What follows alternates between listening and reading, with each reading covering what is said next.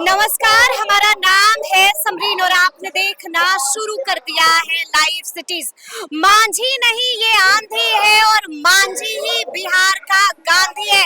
यही नारा इस वक्त पटना के गांधी मैदान में लग रहा है। आपको मालूम है कि यहाँ पर हमने दलित समागम का आयोजन किया है और आज मंच से खूब बोला है जीतन राम मांझी ने भी खुलेआम मुख्यमंत्री नीतीश कुमार से बड़ी डिमांड करती है। क्या कुछ डिमांड रखती है मुख्यमंत्री नीतीश कुमार के सामने जीतन राम मांझी ने? सबसे पहले आप उनको सुनिए। सुनने के लिए आए हुए नौजवान साथियों, बच्चों, महिलाओं और अन्य समागम सज्जन, एक बात हम अभी कहना चाहते हैं।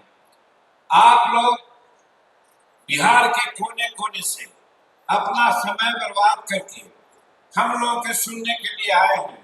थोड़ा धैर्य आप लोग रखते, ये थोड़ा अच्छा नहीं लग रहा है। बाहर के लोग आएंगे, हमारी एकता के लिए हम आए हैं, हम एकता प्रदर्शित करने के लिए आए हैं। अगर आप जा रहे हैं तो हम समझते हैं कि लोग के दिल में ही आएगा कि लोग भाड़े पर आए हैं चले गए। इसलिए हम आह्वान करते हैं कि आप समागम में आए हैं, दलित समागम में आए हैं तो सबों की बात सुन करके जाइए और सुनिए ही नहीं, उसको अमल कीजिए ताकि आगे आने वाला राजनीति में आपको फायदा हो। आज दलितों की समस्या अनेक है, सब कोई जानते हैं। आप कटोरा लेकर के घूमते हैं, लेकिन आज दलित की बात कहने के लिए, सुनने और सुनाने के लिए आए हैं तो आप जल्दीबाजी कर रहे हैं। ये अच्छी बात नहीं है। इसलिए जाने वाले सभी भाइयों को कहना चाहते हैं, हम लोग 5 बजे तक नहीं रखने जा रहे हैं, 3 बजे तक नहीं रखने जा रहे हैं। मात्र आधा घंटा, पौन घंटा में आप लोगों को छोड़ेंगे। इसलिए जो जहां है काफी संख्या में आए हैं, करने की कोई जरूरत नहीं है, लेकिन एक साथ आप नहीं दिख रहे हैं, ये हमारे समागम में थोड़ा सा खलल लगता है, ऐसा हमको लगता है। इसलिए अभी भी अनुरोध है कि जो जहां है आप लोग आइए और हम लोग की बात, और सबसे बड़ी बात है अभी हम प्रस्ताव पास करने वाले हैं। क्या प्रस्ताव पास करने वाले हैं? आप गांव घर में जाइएगा, लोगों को सुनाइए और उसके आधार पर राजनीतिक निर्णय लेने की जरूरत है। बाबा अम्बेडकर ने कहा था कि राजनीति एक चाबी है और विकास एक ताला है। यदि चाबी आप हाथ में नहीं लीजिएगा तो ताला नहीं खुलेगा। आज तक यही स्थिति है आपकी, आप चाबी नहीं पकड़ पाए हैं, राजनीति पर आपका पकड़ नहीं है, इसीलिए आज आप कटोरा लेकर के घूम रहे हैं। आज संतोष कुमार सुमन जी और उनके सभी लोग जो संयोजक हैं, हम धन्यवाद देना चाहते हैं। बहुत मशक्कत से आप लोग यहाँ जुटाने का काम किए, काफी संख्या में आप आए हैं, कोई दो मत नहीं, लेकिन एक जगह अगर होते तो शायद दूसरे के दिमाग में बहुत तरह की बात आती। अभी भी हम कहना चाहते हैं, जहाँ कहीं भी आप हो, थोड़ा देर ठहर जाइए, रुक जाइए और जो प्रस्ताव पारित हो रहा है उसको सुन लीजिए, उसके बाद जाइए। यही कहना चाहते हैं, तभी आपको आने की सार्थकता है। नहीं तो आप गाड़ी से आए हैं, समय बर्बाद करके आए हैं, आपका समय इतना आसान और सस्ता नहीं है। इसलिए यहाँ से आइए तो कुछ लेके जाइए। यही हम जाने वाले लोगों से कहना चाहते हैं, थोड़ा सा धैर्य रखिए। बहुत बात हम नहीं कहना चाहते। एक बात जरूर है कि हम शेड्यूल कास्ट के लोग और शेड्यूल ट्राइब्स के लोग हिंदुस्तान में आबादी के दृष्टिकोण से हम सबसे ज्यादा हैं। 30% से नीचे हम लोग नहीं हैं, लेकिन सत्ता किसके हाथ में है आप लोग जानिए। बाबा अम्बेडकर ने हमको दलित बनाया था, हमको अनेक जात में बांटने का काम नहीं किया था, और एक दलित के रूप में ही 1956 में बौद्ध धर्म को अपना करके वो दुनिया से चले गए।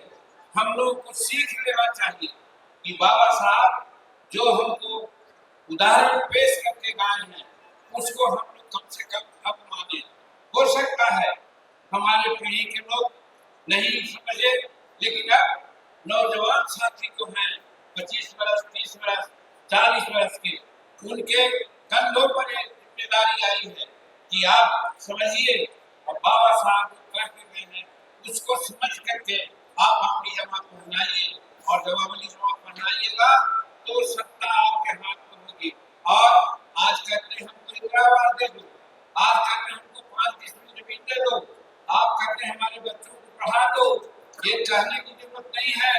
आप खुद करने लायक हैं, बशर्ते कि आपकी 30% की जो आबादी है वो एक होकर के राजनीतिक इच्छा व्यक्त करे, वो ऐसा नहीं कर पाए हैं।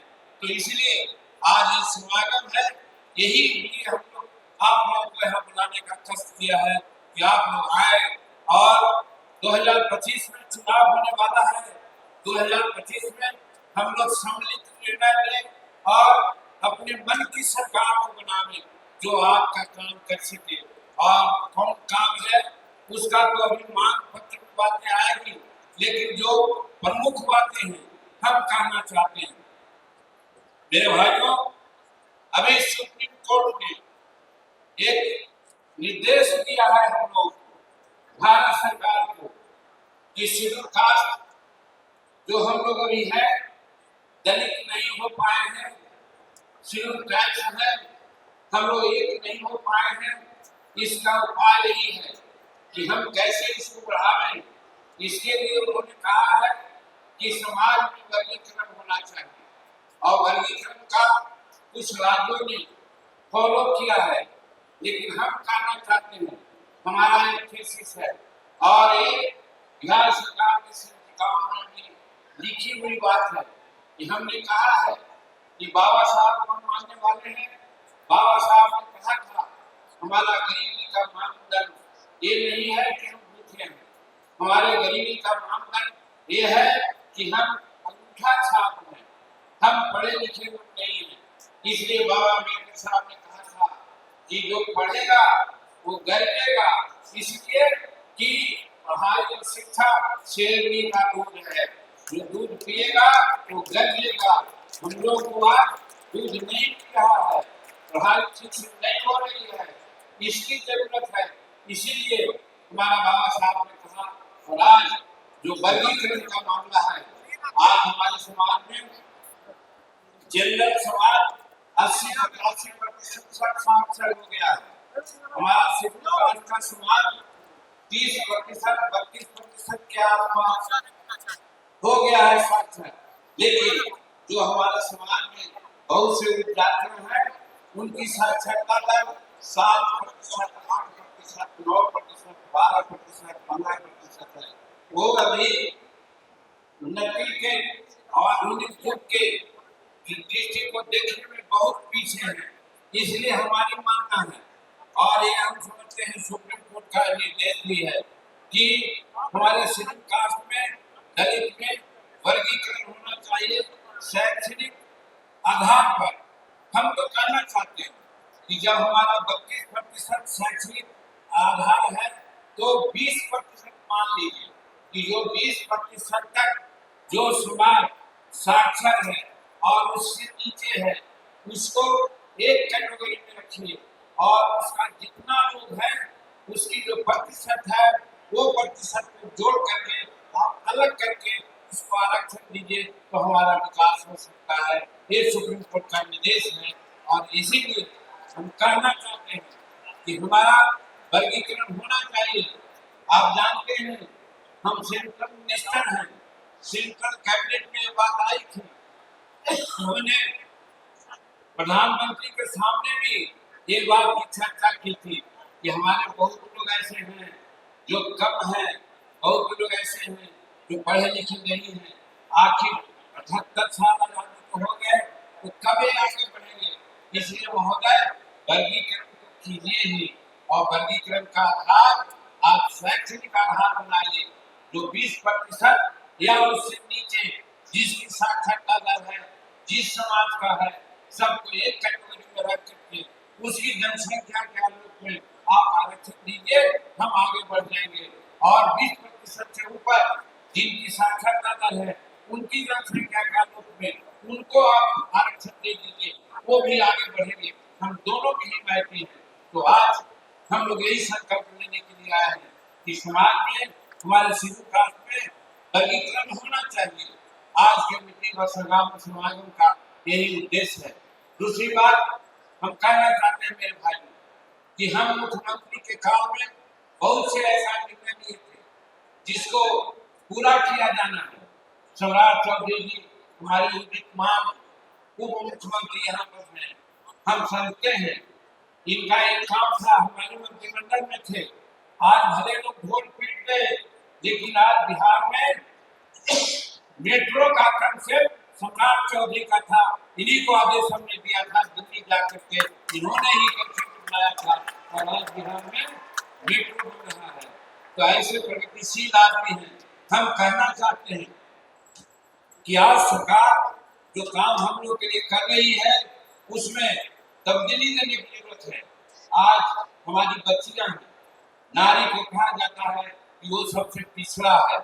हम कहना चाहते हैं हम अपने समय काल में नारियों को, बच्चियों को, चाहे जिस समाज का रहे, बच्चा क्लास से वो ग्रेजुएट तक के पढ़ाई हमने फ्री कर दिया था। लेकिन आज जो डेफिसिट ग्रांट होता है वो डेफिसिट ग्रांट नहीं मिलता है। सम्राट चौधरी जी और संतोष कुमार जी आप लोग मंत्रिमंडल में हैं और माननीय मुख्यमंत्री जी सही दिल के आदमी हैं। उनको अगर ठीक से आप समझा दीजिएगा तो जितनी बच्चियां आज रोती हैं गरीब की, 4 साल पढ़ाई होती है, परीक्षा के समय में पैसा नहीं दे पाती, उनका सर्टिफिकेट जमा होता है और वो घर पर जाकर बैठ जाती है। वैसे बच्चियों के लिए आप डेफिसिट ग्रांट दिलवाइए। और हम यहाँ करना चाहते हैं साधारण शिक्षा अलग है, प्रोफेशनल शिक्षा में भी बच्चियों को आप फ्री पढ़ाई करवाने का निर्णय दिलवाइए। हम समझते हैं कि बच्चों के लिए बड़ी बात हो जाएगी। हम कहना चाहते हैं ये बात आज के इस ये में आना चाहिए। दूसरी बड़ी चर्चा है, सब लोग कहता है शेड्यूल कास्ट के लोग बड़ी आगे बढ़ गए हैं। हम कहना चाहते हैं क्लास 4 की बात छोड़ दीजिए, क्लास 3 की बात छोड़ दीजिए, क्लास 2 और क्लास 1 का बिहार सरकार सेंसस करा दे। सम्राट जी कहे कि क्लास 1 और क्लास 2 में शेड्यूल कास्ट के जो जातियां हैं उनका कितना प्रतिशत है, और अगर प्रतिशत है और नहीं है जिसका, उसको उसी तरह से रिजर्वेशन दे करके उसको भी आगे बढ़ाने का काम करे। तब हम समझते हैं हमारे नीचे वाले लोगों को भी आगे बढ़ने की बात होगी। तो इसलिए इस पर भी ध्यान दिया जाना चाहिए। हम यहाँ हमारे जब हम 18 जाति की बात करते हैं तो केंद्र में सफाई कर्मचारी आयोग है, अन्य राज्यों में भी है, लेकिन बिहार में क्यों नहीं है सफाई कर्मचारी आयोग? हम मुख्यमंत्री थे, मसौदा हम लाने का काम किया था, वो मसौदा कहाँ रखा गया? हम कहना चाहते हैं माननीय मुख्यमंत्री जी सुन रहे होंगे, नहीं तो उनको सुनाएगा लोग कि राज्य में अन्य राज्यों की भांति केंद्र सरकार की भांति सफाई कर्मचारी आयोग का गठन किया जाए। ये आज इस समागम की मांग है, ये हम कहना चाहते हैं। ये सब अभी प्रस्ताव में आएगा। तो इसी तरह से हम इस समागम के माध्यम से कहना चाहते हैं मेरे भाइयों कि आज राजनीति में एक होने की जरूरत है। अगर एक नहीं होइएगा तो यह 78 वर्ष जैसा पहले मैंने कहा कि हम लोग कटोरा लेकर घूम रहे हैं, आगे भी घूमते रहिएगा। इसलिए 2025 के चुनाव में एक होकर के निर्णय लेने की जरूरत है।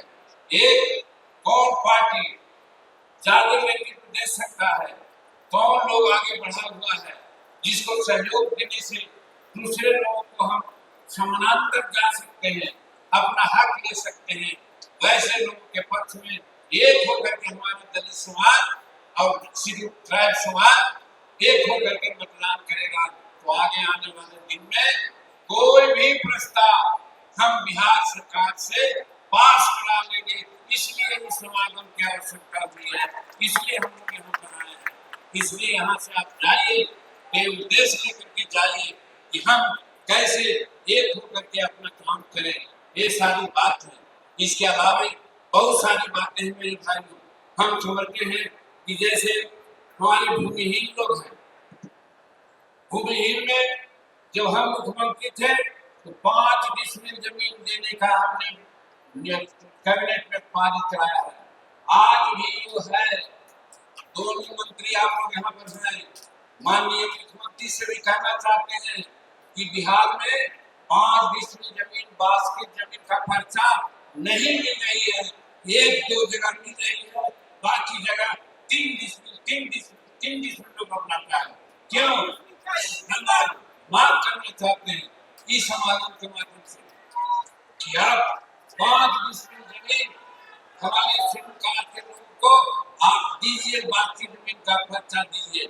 और बिहार सरकार उस तर्क पर, जैसे केंद्र सरकार और दूसरे राज्य के लोग बनाता है मकान, उस प्रकार के मकान बना के दीजिए। यहाँ मकान बनाने की जो तरीका है बहुत गलत तरीका है। 1 कोठी बना देते हैं, 2 कोठी बना देते हैं, उससे काम नहीं चलता है। आप 2-3 कोठी बरामदा के साथ किचन दीजिए, शौचालय दीजिए। इस तरह का अगर आप बना के देते हैं अच्छा मकान, जो आज 21वीं शताब्दी में हम लोग रहने लायक हैं, तब समझा जाएगा कि आप दलितों के प्रति कुछ सोच रखते हैं। ये भारत सरकार से भी कहा है, आपसे भी करते हैं कि आप देते हैं तो ठीक से हमको आवाज दीजिए जिसमें हम रह सकेंगे। इसलिए ऐसा 5 डिसमिल जमीन की व्यवस्था कीजिए और मकान ठीक बनाइए। और उसके अलावा बहुत काम नीतीश कुमार जी ने किया। प्रधानमंत्री जी भी यशस्वी हैं, भारत को आगे बढ़ाने के लिए अनेकों काम कर रहे हैं। आज हम तीसरी अर्थव्यवस्था होने की स्थिति में आए हैं। आज 27 अप्रैल 2047 में विकसित भारत की कल्पना प्रधानमंत्री जी ने किया है और जरूर होगा। लेकिन हम बिहार में कहना चाहते हैं कि आज बिहार में जमीन में, भूमि सुधार में काम नहीं हो रहा है। और वो इसका है कि आज यहाँ 17 लाख एकड़ जमीन है और जमीन संपुष्टि का मामला आया है तो 5 या 6 लाख एकड़ ही हुआ है। अगर सभी जमीनों का डिमांड संपुष्टि अब करा देते हैं और यहाँ के लोगों को बास देते हैं तो यहाँ 11 लाख या 12 लाख लोग हैं जिनको भूमि नहीं है, सबको 1 एकड़ जमीन मिल जाएगी। एक बात। और दूसरी बात महोदय कहना चाहते हैं, आपने जो भी जमीन दी है, चाहे बास्केट का दिया है या आप परमाना से दिया है, हमने असेंबली में भी कहा है, हमारे माननीय मुख्यमंत्री नहीं समझ सके, इसलिए कुछ उस समय नहीं की बातें हुई। मैं कहना चाहता हूँ कि आज जितने जमीन भी आप परमाना में दिया है, पर्चा में दिया है, 80% जमीन बेकब्जा में है, दूसरा लोग कब्जा कर लिया है। उसको अभियान चला करके आप छुड़वाइए, अधिकारी से बताइए उन लोग को।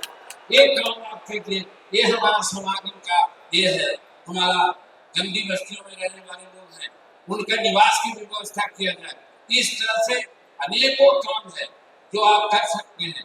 हम विशेष रूप में अपने समागम में आए हुए नौजवान साथियों को कहना चाहते हैं, हर संभव हर बात है। बाबा साहब ने कहा था, सुन लो मेरे अम्बेडकर भाई, अम्बेडकर जी को चाहने वाले, अम्बेडकर साहब ने कहा था, बैठो कोई चिंता नहीं, लेकिन अधिकार लेने के लिए एक हो जाओ, ये बाबा अम्बेडकर ने कहा था। आज उसकी जरूरत है, आज उसकी जरूरत है। आज बाबा साहब को तुम नहीं चाह रहे हो, भुला गए हो, इसके लिए आज 78 साल में भी कटोरा लेके घूम रहे हो। इसलिए बाबा अम्बेडकर साहब की वो बात, क्या बटे रहो, कोई बात नहीं, जुटने का प्रयास करो, लेकिन अधिकार जहाँ लेने का मामला हो वहाँ एक हो जाओ। जैसे आज दलित समागम के माध्यम से एक होने का प्रयास किया है, इसको चालू रखो, सत्ता तुम्हारे हाथ में आएगी, तुम जो चाहोगे करवा लोगे। यही आज का संदेश है। ऐसे बहुत सारी बातें हैं, समय हो गया है, ज्यादा रोकना नहीं चाहते हैं और प्रस्ताव भी आपके सामने आने वाला है। सिर्फ और सिर्फ एक ही बात करते हैं कि बाबा साहब ने जो रास्ता दिखलाया है, संत रैदास जी ने कहा है कि जात पात पूछे नहीं कोई, हरि के भजन सो हरि के होई। हरि का भजन का मतलब जो काम करने वाला है, एक साथ भगवान को मानने वाला है, वो ही सब अच्छा होता है। इसलिए हम लोग एक होकर के काम करो। वर्ग की ही पूजा है, वर्ग की वर्षिप सबने कहा है और कामी पूजा है, उसको निश्चलता से काम करके आगे बढ़ोगे तो हम समझते हैं तुम्हारा विकास संभव है। यही नौजवान साथियों को आज हम संदेश देना चाहते हैं और इस समागम का यही संदेश लेकर के जाओ कि 2025 का चुनाव में, क्योंकि पहले तक तो तू बटा रहा, हमको याद आती है एक बात कि 4 गज 24 गिरा अमूल फरमान, एते पर सुल्तान खड़ा है मत चूको चौहान। और तबर बार चूका तो दुर्गति हुई देश की, अगर बात चूकोगे तो दुर्गति होगी देश की। चंद्रवरदाई का ये कथन कह करके कि बट बटो, बटने के साथ तुम्हारे साथ नाइंसाफी हुई है और अगर एक हो करके चलोगे तो तुम्हारी सत्ता तुम्हारे हाथ में होगी। यही कह करके हम बहुत बहुत धन्यवाद देते हैं संतोष जी और नौका आयोजकों को जो आज दलित समागम की बात की है, उनको हम धन्यवाद देना चाहते हैं और कहना चाहते हैं कि जो प्रस्ताव है उसको पढ़ करके सब लोगों से पारित करवाइए और बिहार सरकार और भारत सरकार को आप दीजिए। हम समझते हैं कि आपका काम होगा। इन्हीं चंद शब्दों के साथ बहुत बहुत धन्यवाद, बहुत बहुत शुभकामनाएं। तो सुना आपने कि जीतन राम मांझी ने बड़ी बात कह दी है और मुख्यमंत्री नीतीश कुमार के सामने बड़ी डिमांड रख दी है, बड़ी मांग कर दी है। तो अब देखना होगा कि आगे आगे क्या कुछ होता है। तो फिर ये पूरी वीडियो आपको कैसी लगी है कमेंट करके हमें जरूर बताइएगा। तो ऐसे तमाम अपडेट्स के लिए बिल्कुल ऐसे ही हमारे साथ बने रहिएगा और देखते रहिएगा लाइव सिटीज। बहुत शुक्रिया।